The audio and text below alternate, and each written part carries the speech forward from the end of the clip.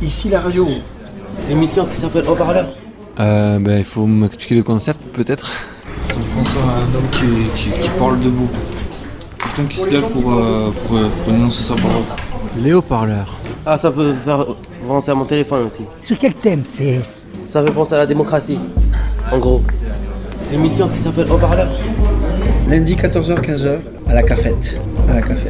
C'est bien.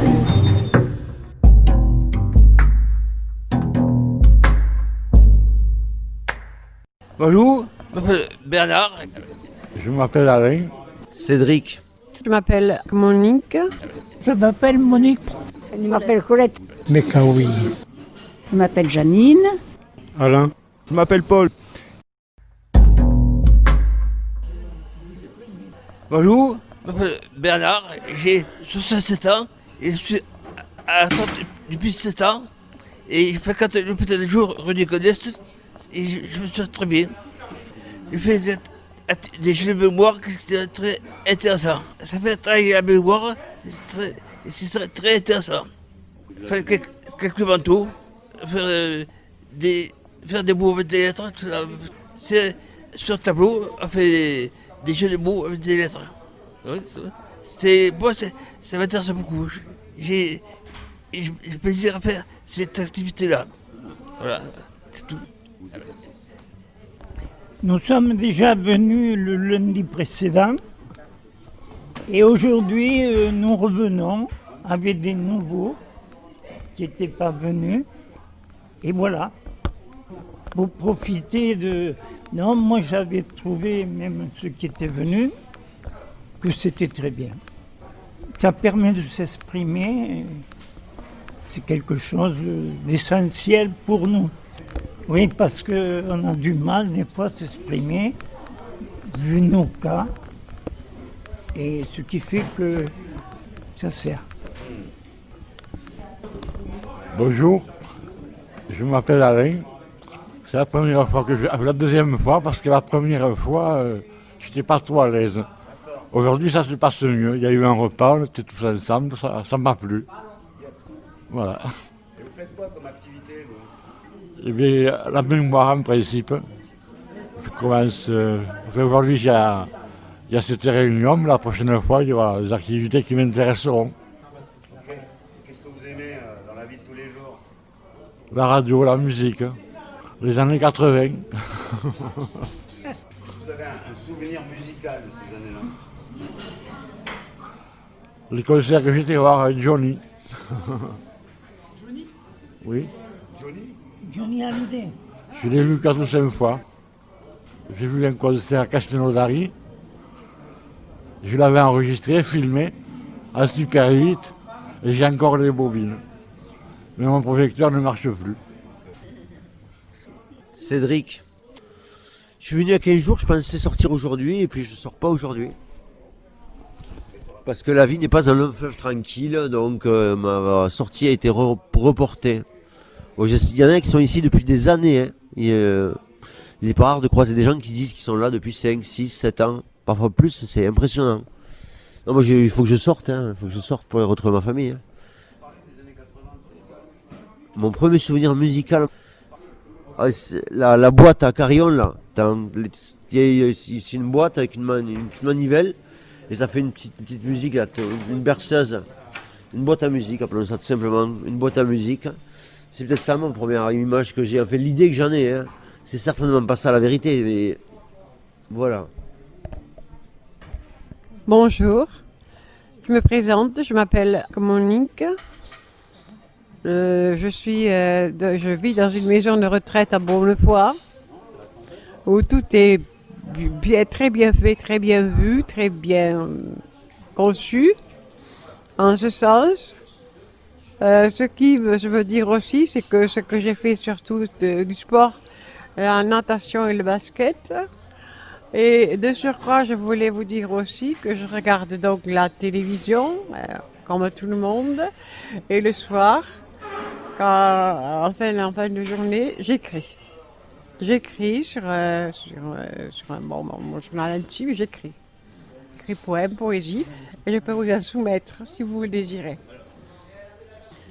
Pourquoi me haïs-tu? Ô toi, dont l'amour me faisait voir la vie en rose, dans le but de n'aimer que toi, car je ne voyais que l'ombre de ton chien auquel il te guidait, dans ta cécité précoce, où il était ton meilleur compagnon, respira la bonté et la charité même, passe au clouté d'une rue très passagère, où je rencontrais à tout hasard l'amour de ma vie, sous les traits émerveillés, purs et juvéniles, d'une demoiselle parfumée, dont l'odorat subtil me ravit. Je lui pris la main et nous allâmes heureux dans la foule bigarrée et bruyante vers la vie à venir, pour nous aimer jusqu'à la fin des temps et pour toujours, à la vie et à la mort, et jusqu'à l'infini, où l'amour est roi pour toujours, où nous échangeâmes notre premier baiser chaste et pudique sur des lèvres gourmandes au goût de revenez-y. Ici la radio. L'émission qui s'appelle Haut-Parleur. Lundi 14h-15h à la cafette. C'est bien. Moi, je suis d'origine normande, du Pays de Caux. Je m'appelle Monique. J'ai 2 enfants, 2 petits-enfants. Qu'est-ce que je peux dire? J'ai fait beaucoup de patchwork. Il y en a un en entrée ici. D'accord. Voilà, j'en ai fait beaucoup. Je suis ici avec le groupe, là.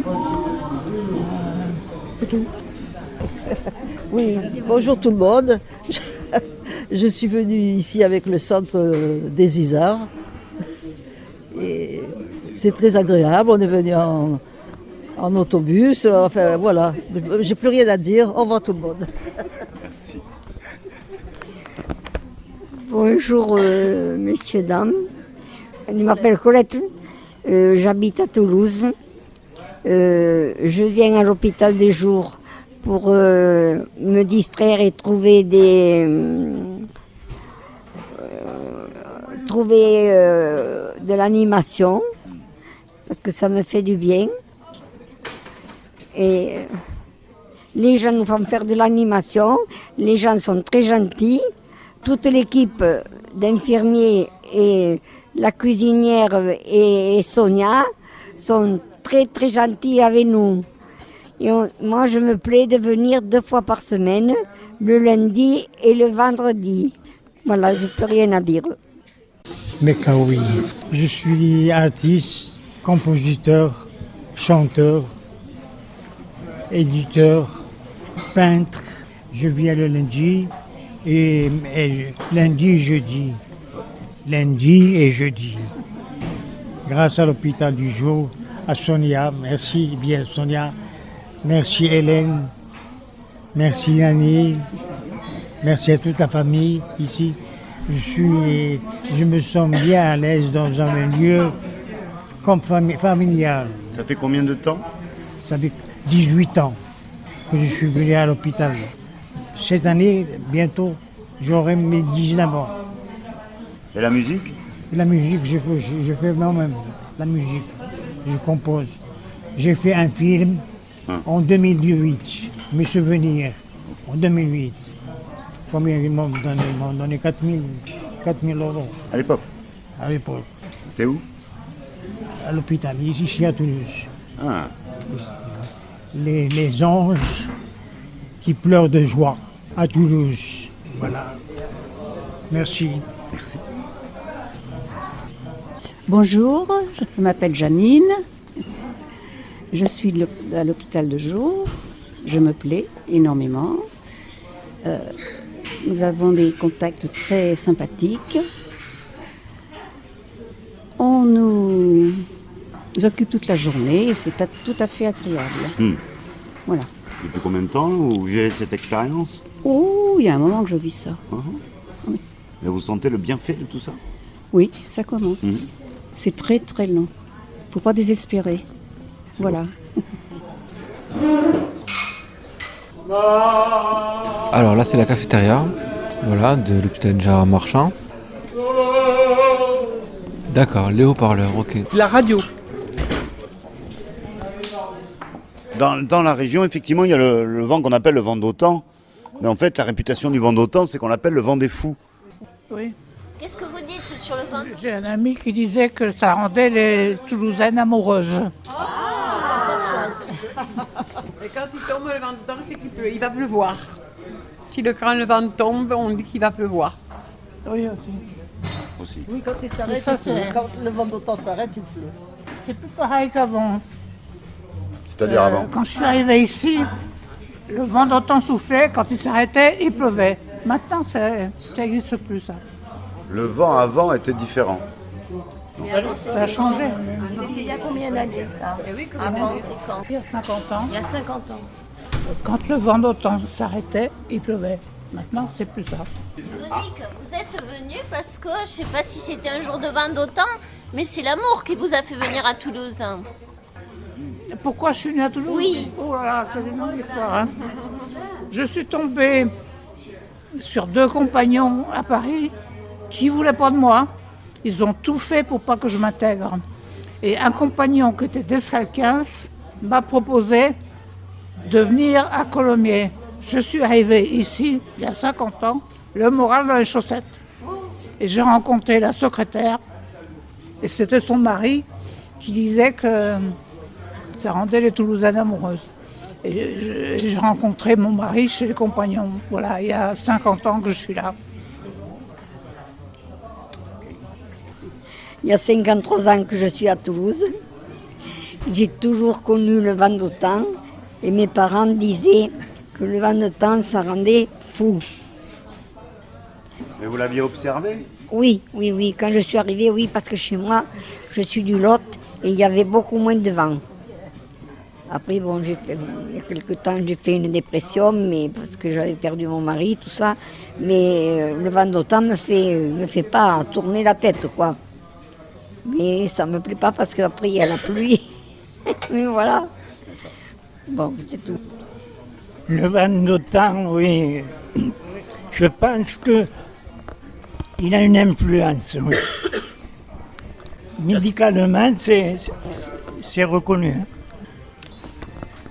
Alain, moi je suis dans l'éducation nationale et puis étant instituteur d'abord, il m'avait écrit, la secrétaire m'avait écrit titularisation sous réserve de mariage et sous réserve de mariage et de, je sais plus ce qu'il va me dire, et de réussite au concours, un truc comme ça. Et en fait, on avait acheté avec ma femme, celle qui allait devenir ma femme, une petite maison à Camplon-d'Aude. Et à Camplon, comme dans tout l'Aude, il y a souvent énormément de vent. Voilà. Et puis le soir, j'étais un peu jaloux parce que je trouvais que le maire dansait beaucoup avec ma femme. Le maire dansait beaucoup avec ma femme, je trouve. Bon, mais il nous avait mariés dans l'après-midi. Et le jour de mon mariage, j'avais un grand vent d'automne, quoi. Voilà.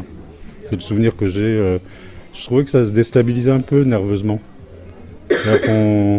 Moi, j'ai l'exemple, justement, du témoin qui était à mon mariage. C'était un vieil agriculteur. Et un jour, il est sorti de sa maison. Et il y avait un fort vent d'automne. Il s'est collé parce qu'il était très maigre et très fluet. Il s'est collé contre la porte de sa maison en attendant que ça se calme pour qu'il puisse rejoindre son tracteur. Voilà. Parce que même âgé jusqu'à 70 ans, il n'hésitait pas à aller sur les vignes. Il était courageux. Voilà. Voilà, c'est les souvenirs que j'ai du vent d'automne. C'était un vent à décorner les bœufs. Ah oui, complètement. Ouais. C'est un vent, mais qui donne souvent parfois des maux de tête. Moi, ça me donnait des maux de tête, le vent d'automne.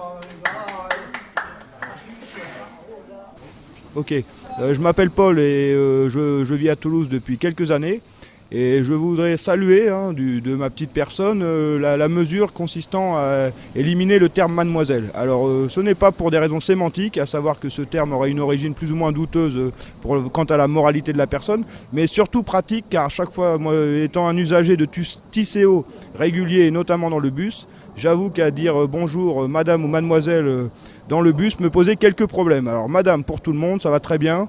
Pour les jeunes filles, jeunes femmes, on dit jeunes dames et ça va très bien. Et j'ai eu certaines bonnes réactions positives quant à des jeunes dames qu'on appelait madame. Ça a plu au début. Il y aura toujours des contradicteurs, mais c'est ça la vie. Merci Radio Campus et merci tout le pays. Et le monde entier. Allô le monde, j'espère qu'il ira bien demain. Ciao.